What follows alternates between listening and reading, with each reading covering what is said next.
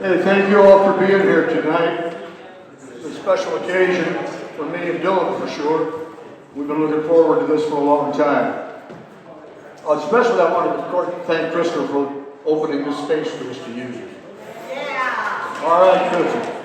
And to Frank, who's doing the sound and audio AV work for us tonight. For what it's worth, please turn off your cell phones.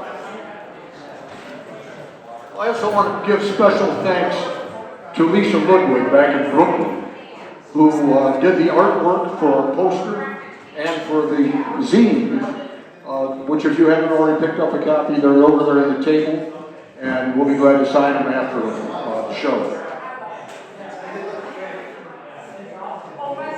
Some of you are going to remember about a year or so ago, Dylan and I did a performance at the coffee house down the street here.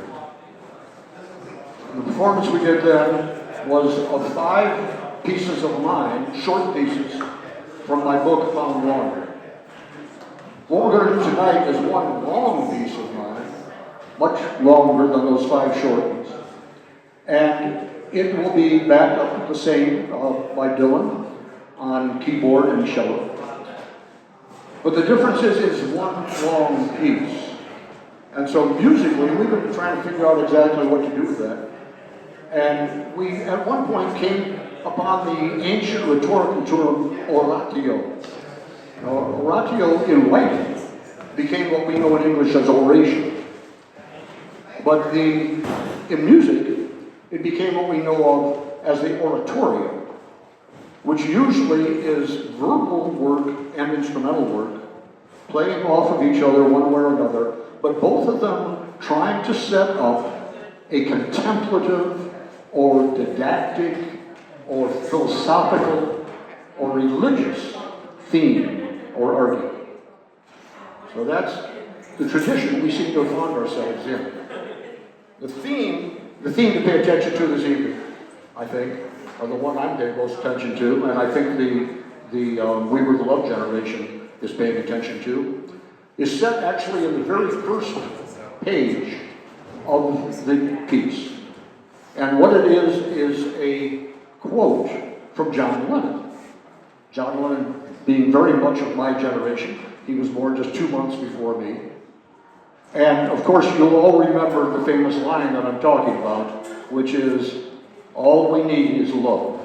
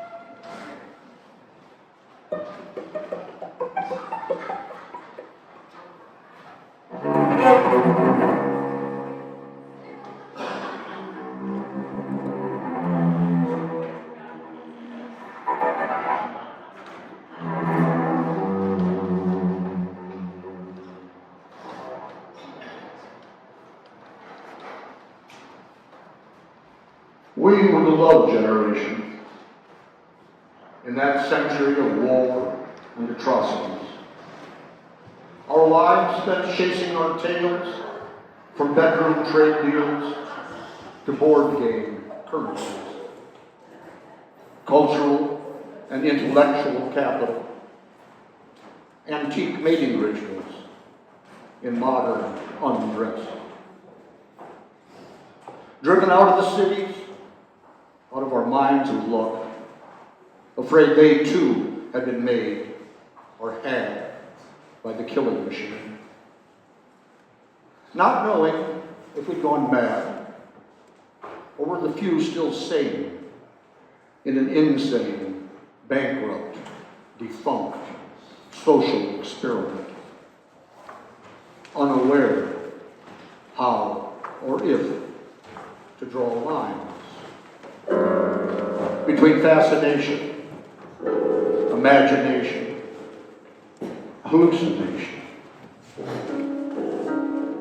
or how to conceive a reality unadulterated by such stuff as the mindsets and means we were born into. Cookie cutter refills for entry-level positions.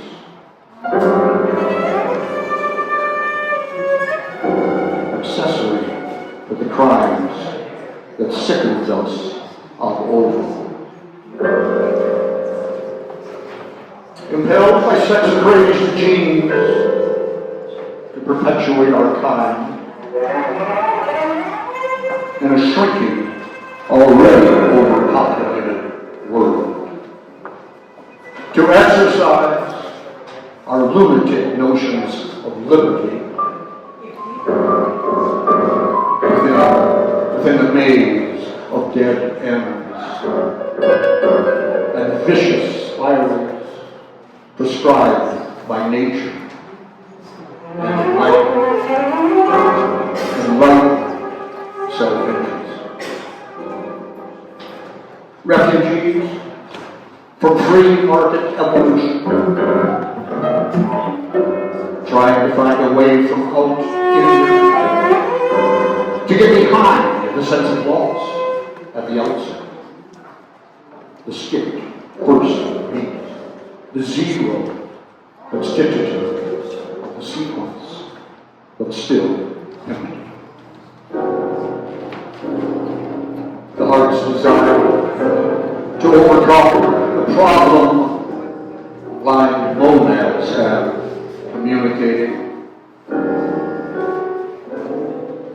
The slim chance of recognizing who or what, besides reproductions of our own alienation, cunning configurations of Puritan prohibitions we keep bumping into on our shortcuts to death.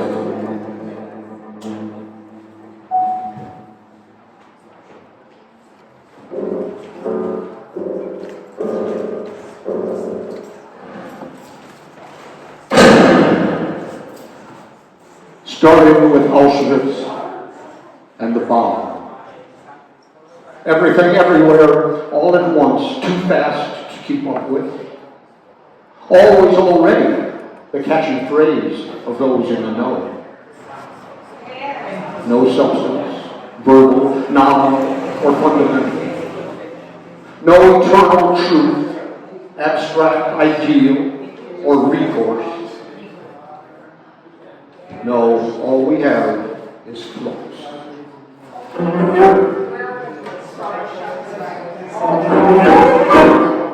A confluence of embodied perceptions and perspectives, matter, not immaterial, but a matter of time. A physical, biotic, social, and psychoactive global reality show in frontline terrain. Metaphysics and physics, cosmos as well as chaos, cellular autonomy and spontaneous generations, requiring maps, both geometric and topological. Luminous, ethic, adequate to both information and imagination.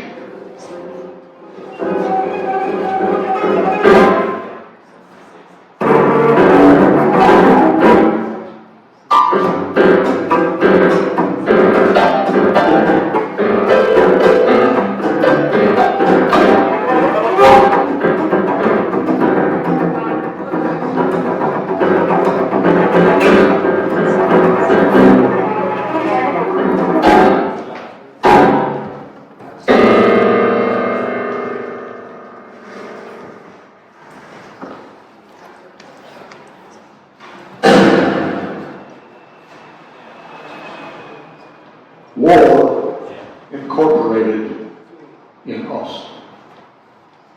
Innocence lost at an early age, down on our knees, eyes closed, hands clasped at the back of our necks, holding our breath.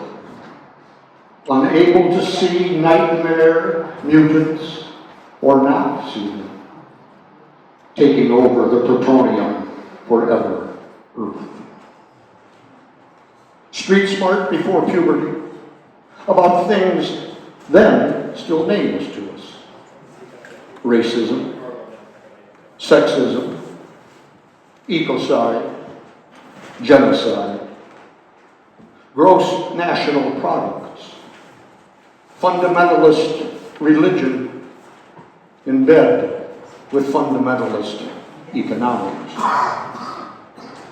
Ladders of knives in each other's backs, legs spread, face to the wall, hearts on our sleeves, scars in our eyes. Individualist egos on the one hand, utter schizophrenia on the other. Dog eat dog, business class anarchy in a race to the bottom.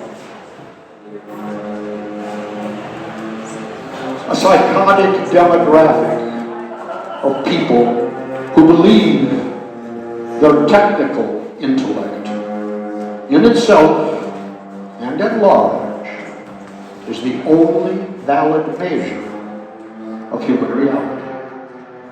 The single literature underpinning the world in all its bio, geophysical, psychological, moral, ethical, spiritual inclusion.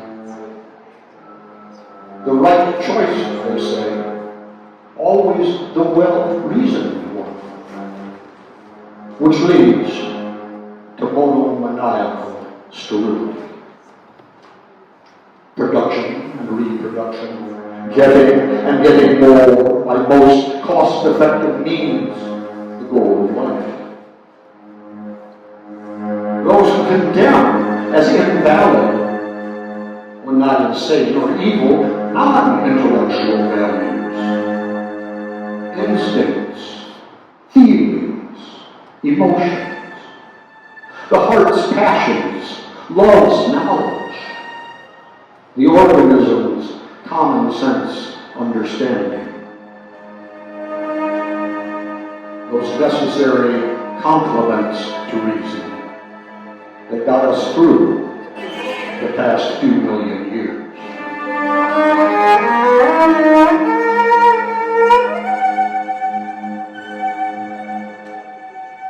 A civilization so fundamentally sick with self-hatred and after-death wish idealizations preached by perverted religion that for centuries nations have slaughtered each other in the name of their gods, applied their technical genius to environmental mayhem, brainwashed their children to internalize the vicious belief that the greatest pleasure of our short lives, the greatest pleasure our lives can offer, that ecstatic sharing of our mortal bodies and minds, when not done according to authorized rules, for the purpose of conjugal procreation, is a crime. Shame and guilt, passed on generation after generation, for feeling what human beings feel, when not packaged to fit mass marketing categories.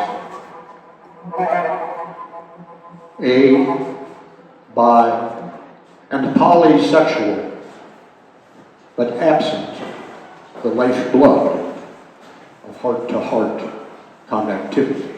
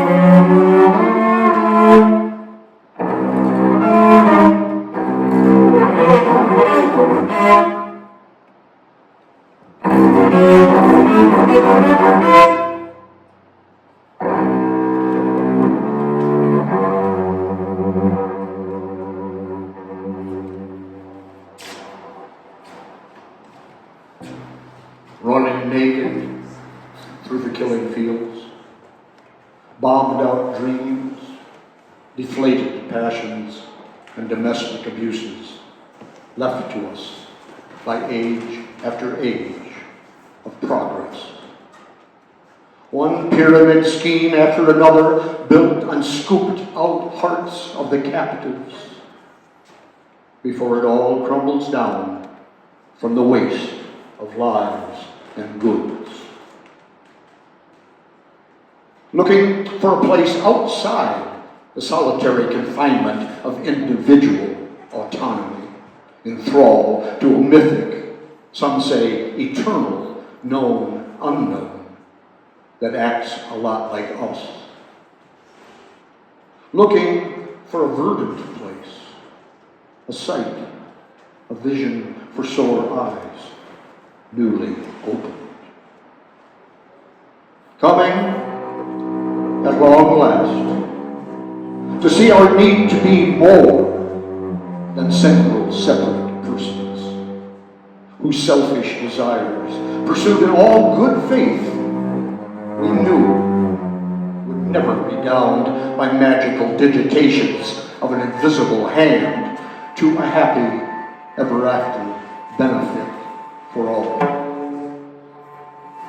Seeing that our long, strange trip of self-interest dead ends in the entropy of social atrophy, well-wrought mannequins and rugged individuals, each looking out for itself and for the main chance.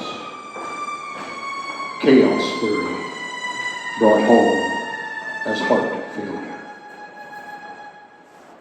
Hoping to find some united way or actions set in motion like planetary sympathies, or at least words, to help our lonely crowd evolve a community, a fellowship, instead of the mass of dissociated egos we worked so hard to reduce ourselves to. A civil society built on liberty, diversity, equality, by rule of law. Unity, not uniformity. Each person, their own persons, coexisting by common assent to the right of all to live and let live. A body politic of compassionate consciousness, an unselfish sense of self as love and caring. A symbiotic process and integral synergy inhabited like our flesh and blood bodies and minds by multitudes of indispensable fellow travelers. Admitting the fractal, the local, contingent, and circumstantial into the equation. The felt, along with the merely conceived. To transform the abstraction-riddled techno-feudalism ascendant since the Industrial Revolution, to balance that left brain calculating ambition for the outcome of greed, our gluttony, our lust for maximum production, with less linear, less binary, more right-brain ways to understand and live our interdependent lives. A just and peaceful, biocentric commonwealth. Claiming not all we came, but all of what's good enough.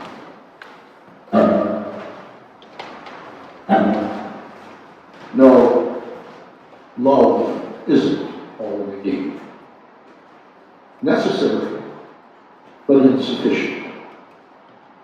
Because no matter how much we love, shit happens. We need all the help we can get. Eros, handing Hermes Caduceus to Amor. Desire's impossible dreams brought to sweet fruition. From infantile, pre-verbal body language to infinite, emphatic intimacies. From bonds of friendship, family, fellow feeling, and all the other varieties of social love, to visions of boundless benevolence granted by love divine. So self-identity, selfhood, self-esteem, unselfish self-love may better withstand both the relentless algorithmic anonymity and ego's own self-destructive, self-other dialectic of alienation and hyperventilation. Knowing, as if by instinct, to try to keep tight rein on the military and constabulary, to update their orders so they stand at temple door and civic gate as guardian demons, occult presences, to avert sadism, war, and blood sacrifice. Knowing, as if by genetic compulsion, to try to keep poetry and bigotry far removed from affairs of state and heart. Yet believing governments should be consecrated to our own inbruised principles. Knowing, despite ourselves, in our guts and spine, the need to counter prejudice, hate, injustice, and greed with beauty, grace, compassion, and love. Core values having nothing to do with theft, exploitation, competition, ownership, or power games. But like infants who don't know how to control ourselves, we delight in doing what we do just because we can. Extracting, consuming, manipulating, commodifying whatever we find. Excreting our waste where and whenever the urge takes us. Fouling our nest with our own defecation. Greenhouse gases, micro and macro plastics, toxic scum in our air, water, food, and bodily fluids. Environmental bloodbaths in the name of ungodly products. Buying into bigger is better, and the more the merrier. Waging the real world war, the war against our earth. Our real estate, never for sale, but forever ripped off. Every civilization in history literally eating itself out of existence. Unwilling to admit that endless growth is the way of the cancer cell. That the good life is not something to have, but to do. That information isn't knowledge. Knowledge isn't understanding. That in times of plenty or scarcity, come hell or high water, self-restraint is seldom inappropriate. That oneself is a multiplicity, a swarm of intransitive verbs looking for personal nouns. Identity, a community recognition award. That we exist only in each other's existence. Solipsism, literally unthinkable. That every life is a cosmos. Every death, a cosmic loss. Every consciousness, a treasure house of the stars. That our essential obligation is not to ourselves, but to this relationship we've let go to heaven. Soil smothered, water's poisoned, air choked, family ties and animal spirits broken. This mortal world, this home we share with each other.